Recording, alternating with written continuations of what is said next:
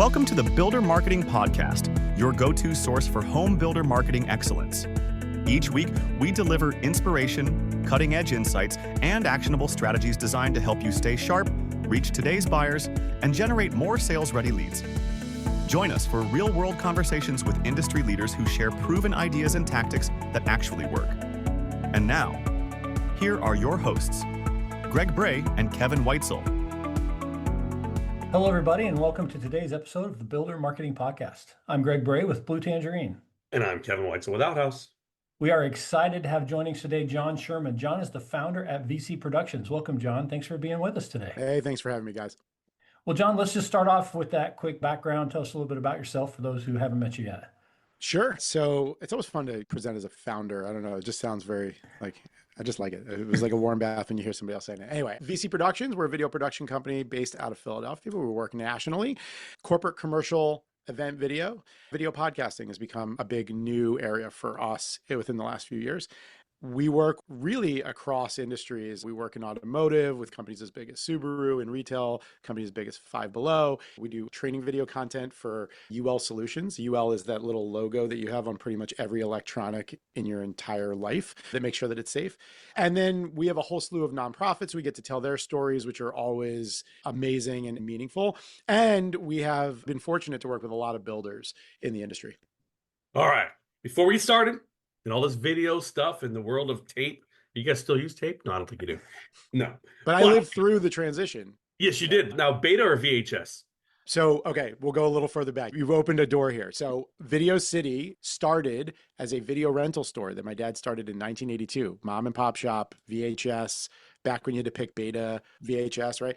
And then we were doing video transfer. So as a 10, 11, 12, 13-year-old, a lot of times my summers, how I'd make money, my dad would be like, hey, you do some transfers. So I would take VHS and convert them. We did 8mm film back in the day. So I've had a real hands-on technical background in all of these different mediums as they've transitioned. I've also closed down a video rental store because of Netflix and on-demand streaming. We closed down video transfers because we were doing a lot better in video production, but also there's a horizon for when all of this media is going to dissipate.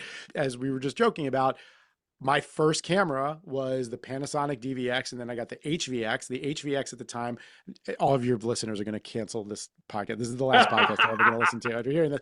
But the Panasonic had a tape slot so you could record to mini DV, and it had P2 cards so you could record HD, which, by the way, fun fact, on that camera, 1 gig per minute.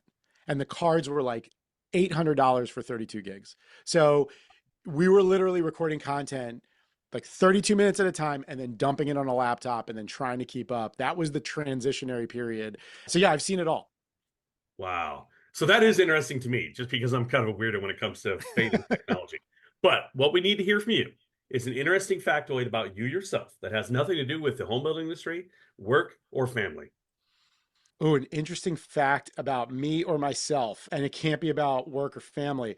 Nope. My interesting fact is going to be that after college, I did not touch a snowboard for 16 years. During COVID, started taking my kid. I know you said it was enough family, but technically it's about snowboarding and me. I took my kid snowboarding. He skis, I snowboard. It is like my favorite thing to do in the world now. It's a fun story. I was on set in 2019 with a client, and they go, do you just work all the time, or do you have any hobbies? Like, we were just making conversation. I was like, I don't have a single hobby I can think of other than just like work and family. And so I would say snowboarding, like the second the board touches the powder, if you're lucky enough to get powder, it is just like everything erases for me. And I love it. You're talking to somebody in Arizona, and we get like snow only in 2 small itty bitty specks of area on we our could map. shut you down, your whole city down, with just like dropping some ice on the ground. Oh, rain destroys traffic in Phoenix. So yeah, I totally get it. All right. So what's your board of choice before we get started? My board of choice. Well, right now I am riding on a Burton Custom. I was actually about to leave snowboarding to go to skiing, because in your 40s, you don't want to be hunching over and like buckling in. Like if you ski with somebody who's skiing, they can just like go off the lift, and I'm sitting there ratcheting. So I got Burton clip-in customs and a Burton custom board. It's called Burton Custom. It's not like a custom board made for me. Not that good, but I just enjoy it. I think that's what my son uses. I was a skier back in the day. 3 spine surgeries. I'll never touch another set of Rosignol's in my life, even though that's my brand. Whoa. Should we make this about the 3 spine surgeries, or do I have to just move on from that? Nah, we got to move on from that. We'll save that for another episode. Well, John, obviously you've been in this industry for a long time. What is it that specifically to home building that video fits in? Is it something everybody does already? Is it something that only a few industry visionaries are playing with still? What's your experience there? So I have to give a shout out to my friend Molly Elkman from Group 2 Advertising. I did their brand video for her starting out in a much smaller team at the time. And I remember being at her first office doing that. And then she dragged me to the International Builder Show, and I got this opportunity to meet all these builders. And not to offend any builders or anyone that's listening to this, I think when you go to the Builder Show, you hear a lot of information about home builders. A lot of times are behind in some of these digital marketing areas. They're not doing as much as they need to be doing on the SEO front, on the website front. They're not making enough video content. They're not. But the builders we've had the opportunity to work with have been really forward thinking. They've been open to new ideas. And we've worked in a variety of ways. We work with modular home builders that we did a really cool installation. They installed a home in the middle of Juneau, Alaska, delivered it from Seattle. We've worked with on your lot builders, and we've worked with builders on the East Coast. We work nationally. And everybody has their own brand, their own way that they want to tell their story, and the things that they focus on that they think are going to work for their brand. But yeah, I think that a lot of times what I see is that the marketing agencies that they're working with are advising this, right? And they're going, hey, we need content in order to tell your story, or we need this to meet the needs of the campaign. That's where a lot of times they're coming to us and going, how do you translate these campaign pieces into effective video content that's going to drive leads and ultimately have a return on investment? Okay, well, you said a very interesting phrase there. You said effective video content. What makes video content effective? What's an example? I think that if it evokes an emotion and a call to action, obviously it's effective if you mobilize something or motivate someone to do something, right? So I think jumping back before that, how do you get them to do that? I think that it's where you get an emotional response from them. You get a connection. You have to bring up emotion, and that usually comes from storytelling. Well, it's no secret that home builders are slow to adapt technology. It's also no secret that video content is king when it comes to getting your content noticed in the different social media platforms that are out there. However, how do you get a home builder to go past, I've got a nephew Herschel and he's got a phone and he can do videos on his phone. It's amazing. How do you get past that mentality to have them invest into something that is a high quality professional outfit that actually does produce quantifiable and quality content?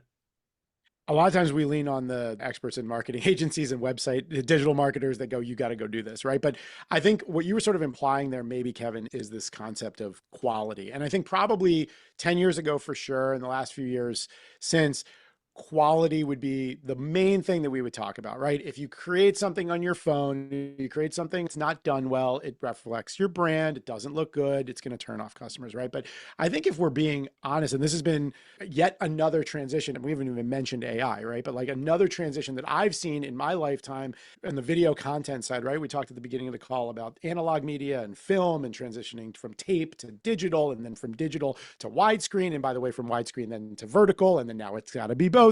And it's all these different pieces, right? If we take an honest look, there is a market and a value where some of the content that's being created and being very effective is done on a phone. Right. So I'm not going to be the person, even though we do this amazing content with the best cinema cameras and some of the best creatives I've ever had the pleasure to work with. I don't think it's reasonable to sit anymore on our high horse and go, it's got to be 8K, it's got to be effective. And so there's different areas where that will be effective, right? I think that if you are hopping on someone's website and seeing their brand film, and the whole thing is like a poorly shoddy done video on an iPhone or it's a slideshow, that's probably going to turn people off. On the flip side, if you're getting a testimonial and you have a homeowner do one of those like influencer style selfie videos walking through their amazing home that they just bought from you and telling the story of why they're so glad and the experience that they had and the floor plans that you provided and the guidance you provide, right? Who am I to say that that's not going to be effective? I think that in some cases it's more effective. So I think that a lot of people go to quality, right? Where I think we focus on, to answer your question, having given you that very long background, where I think we focus on is strategy. We focus on creative. We want to think about where these things are going and how they're being used. Once you have that overall picture, then you can make the right choices, right? Like I just gave you an example. On your homepage, you don't necessarily want to have that low quality selfie video, right? But maybe if you have a testimonial page, that is effective to have there, right? And so it's who's guiding you on how to do those things and who's guiding you on what that process is. And then the last thing I'll say, and I didn't warn you guys, Greg and Kevin, that I'm a talker, but the last thing that I'll say to that to play off of process is, what is that creative process? Why are you outsourcing anything that a business is doing? Because you're bringing in an expert that's going to create a great experience in the content creation process. Bring this back to us. It's that if you're the lead marketer for a builder, you have all of these different things that you are managing and thinking about. Are you going to be able to completely construct that video, script it, storyboard it, plan it, plot it, either hire talent or source homegrown talent, and then go through the editing process? Or could you hand that off to a team that's going to package that all up for you as part of a big campaign so that you're delivering more effectively? I would say in conclusion, it's not just high quality content. It's about having an effective strategy and a great process that's going to ultimately create a great experience.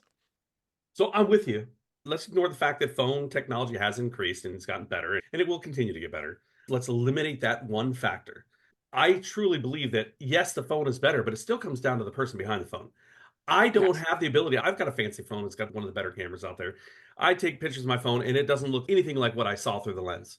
It's horrible. It looks like a kindergartner drew with a crayon. I have no talent when it comes to that. So I think the fact that a lot of home builders miss out on is not just that Susie has a camera, but does she have the creative? Does she have the genuine content? When you have those testimonials, the reason why those are effective is that they're genuine. Sometimes they're not, but for the most part, they're typically a happy home buyer that is genuinely happy with their home. But here's my next question on that same type of surrounding theme. And I'm going to tie in AI. When it comes to the genuine aspect of it, I can spot those AI videos 10 miles away. I hate them. I can't stand them. I think that they're lazy. I don't like them. I don't like the robotic communication style they come across with. I think that turns people off. But maybe I'm the outlier. Maybe I'm wrong. Am I wrong in that regard? I don't think there's a right or wrong. And we actually just had a whole conversation separately with my team where we produced a piece of content in our video podcast studio and talking about subjective versus objective comments, right? And how do you talk to a video production team or any creative? You make a website landing page or you have a video and it's like, it doesn't punch enough.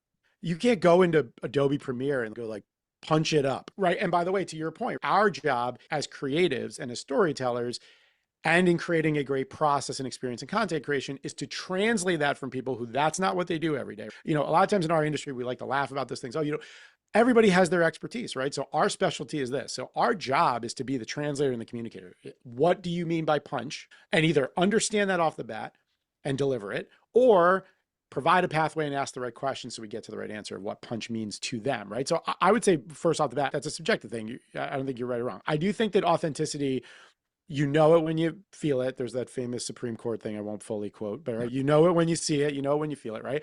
We're having the same conversation. It's funny. We just had this whole debate internally as a team recently, and we have produced our first full AI video for a builder. So I'll give you a little bit of background on it. It hasn't fully dropped yet. The concept that they came to us was, don't settle for someone else's dream home. So we approached them with the concept of Goldilocks. Don't settle. And then the whole dream word plays up into this like fantasy realm, the whole fable and all of that. So we created a poem.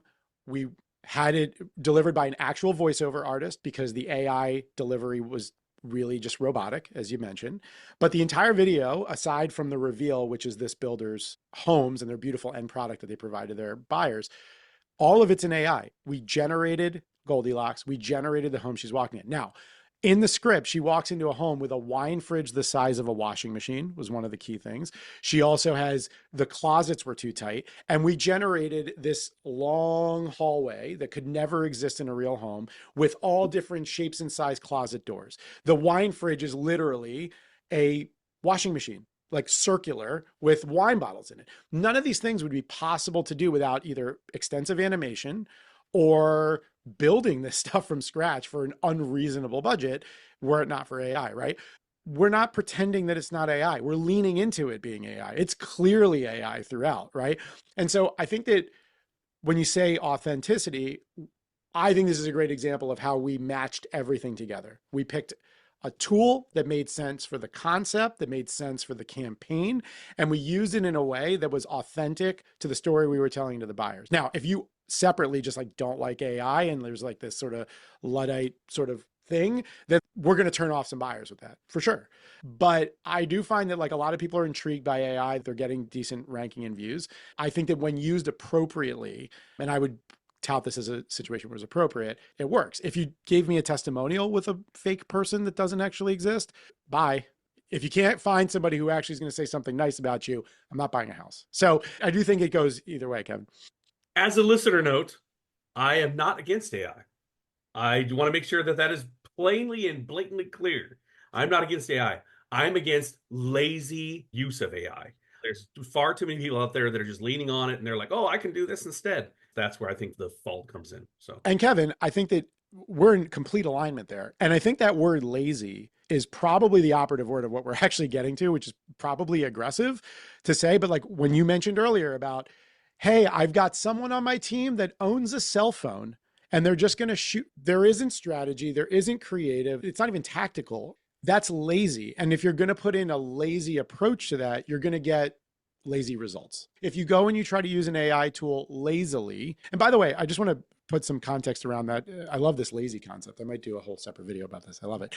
There's a whole separate thing to think about too when you think about laziness, is that there's this impression that people think that just because I shot it on a cell phone, it was easier. Yes, you don't maybe need to bring in a full video crew or whatever, but a lot of times the videos that you're seeing, even shot on a cell phone, are properly lit. They've prepped the space at the very least. They've written a script. They have a concept. They've done multiple takes. That's all work. That's effort. It's not lazy. When you think about AI, there's also a lot of leaders are going, oh, this is just going to save us cost. Those videos were not any less expensive than the other videos we're making. And the things you have to recognize that is new in shifting how we do things is with AI, you don't have control over the outcome. You're asking the robot to generate things for you based on prompts, and it costs you money. There's credits, right? So that Goldilocks video took so many hours of our team collaborating internally. The character didn't look the same throughout the whole video, so we had to keep regenerating the Goldilocks character. The creative needed to match. And then you're building this out and you're not getting the result you want. And now you're reprompting and reprompting and reprompting and reprompting. So there's also a misnomer around like, oh, it's going to be cheaper, faster, easier. And it will be, it is. There's certain things you could never do that you can. But I think that leaders need to recognize that. If you're a builder and you're, hey, we'll do this in AI, you got to recognize those two pieces. Is it authentic to your goals? And it's not necessarily going to be less work. And anything we're trying to do that's lazy, you're going to get lazy results. John, I think you've really hit on something. I was curious, and I did a webinar about Google's VO tool. I don't know if you've played with that one at all. You know, these folks are using it for some pretty impressive videos and things like that. And I'm sitting here watching some of the inputs they're putting in, and I'm like, okay, in order to use this tool, you actually have to know a whole lot about video production to get these kind of prompts, because these prompts are like pan left, this angle, and up here. And I was like, wow, okay. Yes, you can do some scenes that you could never create in real life without building amazing sets or doing other types of computer work. But what I took away was you still need somebody who's putting together a good story that understands how that's going to flow together. You've got to have all of those connection points. And why is this going the shot? Why do we want to have this next or before? Where do we zoom in? What is the focus point of the message and the feeling we're going for? AI doesn't tell you that. You have to figure all that out and then feed that in to get the video result. Is that a fair assessment? Oh, 100%. And by the way, it may have shifted. This stuff is changing literally daily. I feel like every time I log into ChatGPT, it's like, this is version 5.7-3.4. And it's like, we were just on 5.1 yesterday. At the time that we were creating this piece in 8-second increments, right? Now, most of the shots you're cutting pretty quick, but if you needed to have an elongated shot that matched the voiceover, 8 seconds, that's it. And so now you have to think creatively, okay, well, if I need the shot to be 11 seconds long, how do I stitch that last 3 seconds knowing that AI may not generate the next logical piece of that sequence? And all of this was finalized in an editing software by a human being. Absolutely everything you just said, Greg, is true. So I just interviewed an attorney on my podcast about how he uses AI. And you're just like, where the heck is John going right now? But one of the things that he was really talking about is like all the mistakes that he was catching in terms of the advice he was given, the case law that it was making up. So what's the value at this point? He is the attorney, has the expertise to know what correct looks like, what correct is. And in our universe as a video production team, we know how to get to the right outcome, the right terminology, but also what that end product needs to look like. To your point, that expertise comes in, and you're not just going to get that from prompting. Let's flip the AI discussion and stay with it here. So we've been talking about creating original. What about the opportunities to take long form content that you've already got and now find ways to reuse it and slice it and dice it, so to speak? Where does AI fit into that conversation? There's a bunch of tools out there that can do this for you. None of it has been super effective from our perspective. I'll take a step back. They are effective if you reset your expectations. So Kevin, kind of what you were talking about earlier about like lazy content and like, well, it's fine. It's on a cell phone. You know, we're not even going to speak to like the actual effectiveness of it from a metrics perspective, but like if you're okay with that and it's not going to offend you to see on your social platforms and on your website, I guess to some degree, it'll be fine to use that. So I'll give the example of like Opus Clip or Riverside, which is a great tool that we use to record podcasts remotely and things like that. They have tools now that you can literally click a button and say, hey, split all the content up into 30-second bits with a thumbnail and a cool graphic, whatever. And half the time, if you listen back to the clips, it's starting in the middle of a sentence. The context isn't there. There isn't a great hook necessarily. It's clearly done thoughtlessly. It's done lazily, right? And so to do it correctly and create curated short form content, somebody needs to go in and either keep reprompting that AI tool or just do it manually. And so that's the benefit with the video production companies. Like we can choose what's going to be the most effective tool. So there are tools that can do it. Greg, just to go more high level, it is something that I'm super passionate about. And you'll hear me talk about, you know, whether it's in pitching a client or working with someone that we were working with for a long time, is how are we going to use this to scale content? Because one of the areas that we're not in control of as a video production company is distribution. I can make recommendations and those types of things, but unless they have a digital marketing partner or a strategy, you know, tree falls in the woods, no one's there to see it. Does it make a sound? Like if it doesn't go anywhere, it's not being distributed properly. We don't have control over that. But when we think about ROI, where I do have control is if I could take your one shoot that was going to yield one video and it was going to be, you know, $12,000 for all of the work and the production to yield that one video, or I could charge you 16 and we could give you 3 more shorts. Your price per video just dropped down. That means your price per impression just dropped down. And now I can definitively say, if you distribute these properly, you've got a better ROI. And so I really love that you said that, Greg, because it's something that is literally kept me up at night in terms of how we reform our processes. And there's a lot to think about with that. It really depends on what you're recording, how you're recording it. I don't know if we should go down that path. I can share some things about it if you'd like to hear. Short form is huge and repurposing content is immensely important. Let's maybe take it, John, to a couple more specific examples. What are some exact examples of like a long form content that a builder should think about doing? And then how do you break that up? What do the shorter forms look like? Can you give us some more specifics? It runs the gamut. I'll start with one of the things that I really love. I think that builders really need to show off their product and the lifestyle, the experience that they create for people. I think that that's really important. One of the things I really love is video podcasting. We've recently invested in a studio in our headquarters in Philadelphia for turnkey creation. We do a lot of remote video podcasting. Why I like it so much, I don't know that it's the most effective from a converting leads perspective. I'm not going to speak to that. What I will say is from a workflow perspective for subject matter experts, it's unbelievable. The amount of time it would take you to write a blog or write an email on any topic for any expert out there is going to be hours just to think about it, whatever. And yeah, you could give the outline points to ChatGPT and have it churn something out for you, but you're still reading it, you're reviewing it, et cetera. With video podcasting, it flips the script on content creation. So that scripting, storyboarding process in the pre-production phase that you need in order to know what you're going to shoot and talk about, and then edit it, you flip it. You take the subject matter expert, you give them a couple questions, you sit them down in front of a podcast mic and camera, and they just talk. Now I have my video. This is great for digital marketers, by the way. And I extract the transcript from that. And now I have all my written copy for all the other initiatives that I want to do. So that's not necessarily the most effective lead gen video, but it is a workflow game changer. And if we know the importance of frequency in terms of posting and being on social, just being consistently in front of your audience, this is a great way to do that. That's very effective and lower cost.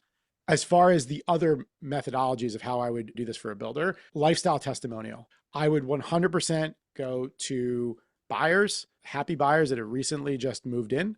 I would buy them dinner, figure out what the best way is to do it, get a crew in there to film them, get B-roll content of them living in the home, cooking, enjoying their outdoor fireplace, enjoying the space, their messy kitchen, right? All those different things that you've included in your floor plans that are so great.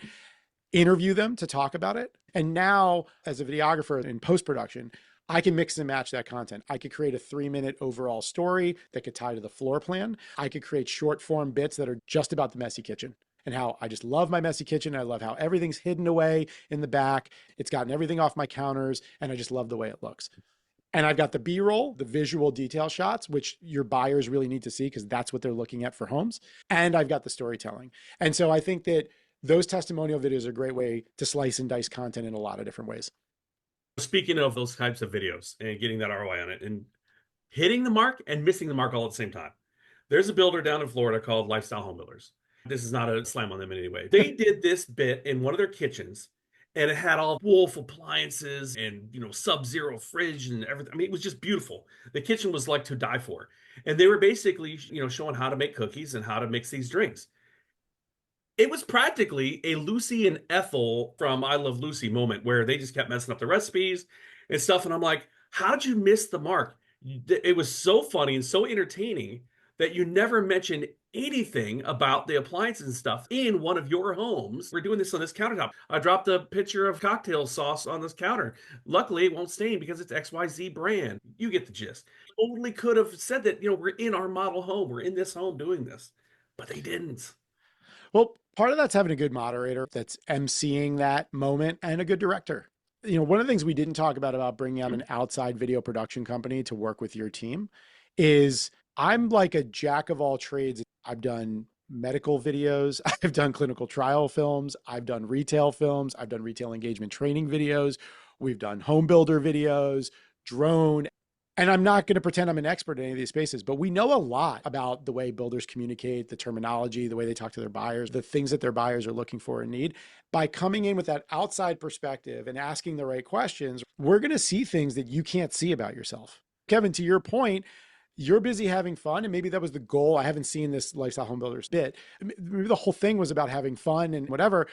But if somebody from outside the organization was just there to go, hey, let's take that one more time. Or just mention it. If we're doing a funny blooper style video, like it doesn't matter, just mention it. And that can be part of the storytelling. Mention the countertops, mention the appliances. I love that you said that because that's another key benefit of having that sort of additional perspective. Well, John, this has been a great conversation. A couple more questions though, if you're okay. Yeah, hit me. Beyond what Kevin pointed out, are there any just huge mistakes you've seen others do when you're looking at their videos going, oh man, who was not in charge here? One or two just big ones that watch out for to warn people about? This ties into a general theme of we'll just fix it in post being editing. We'll just fix it in editing. Just fix it in editing. One of the biggest ones I've seen recently, very recently, actually, there's a national camp that we're working with. Actually, this is a great story altogether for everything we've been talking about. They have an internal marketing person that goes, I'm going to make the new video. They went around and they filmed a bunch of B-roll of the camp in session and they interviewed a bunch of people, whatever.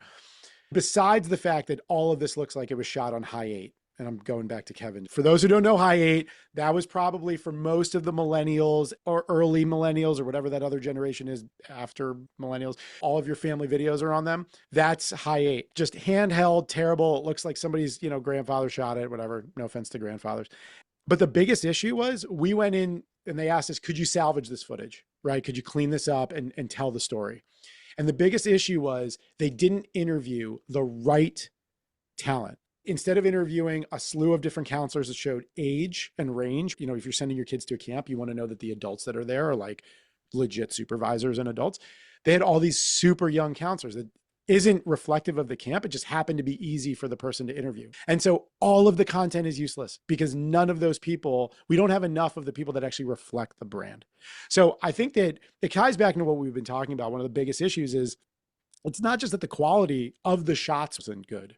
It's that no one thought enough to think about what is important for the brand to get in front of camera. If you're going to do that testimonial video where you bring in a family, let's say you're in a senior living, right? And you bring in somebody that's super young, that's not going to fit for the message that you want to share, right? That's one of the biggest mistakes I see that's unfixable. So are you saying that they should be interviewing Laverne and Shirley's of the world, not the Lennys and Squiggies?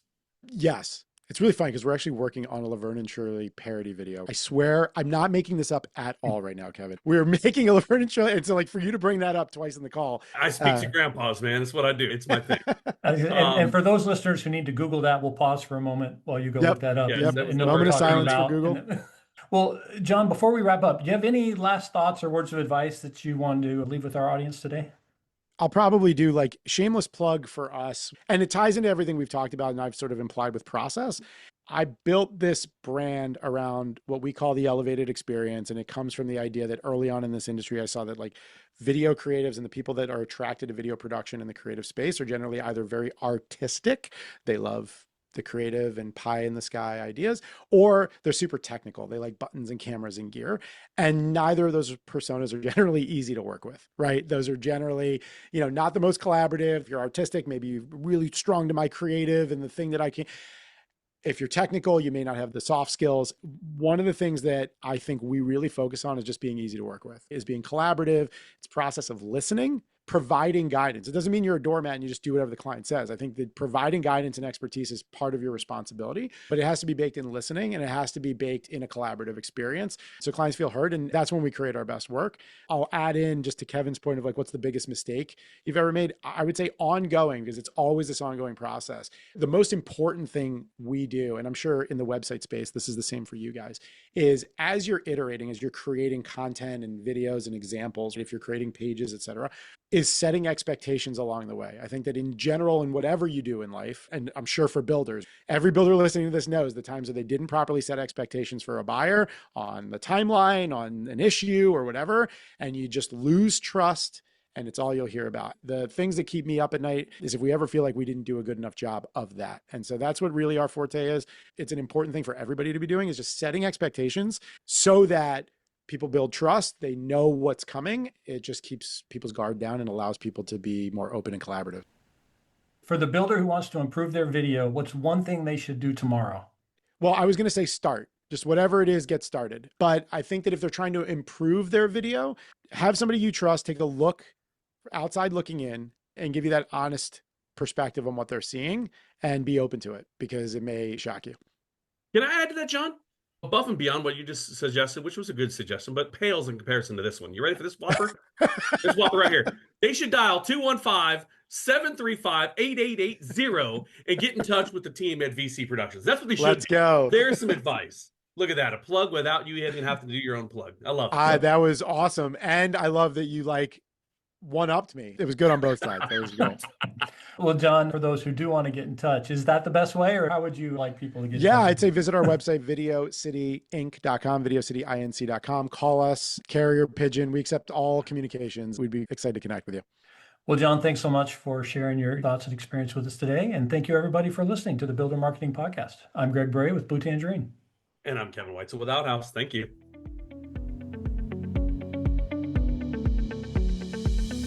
Thank you for listening.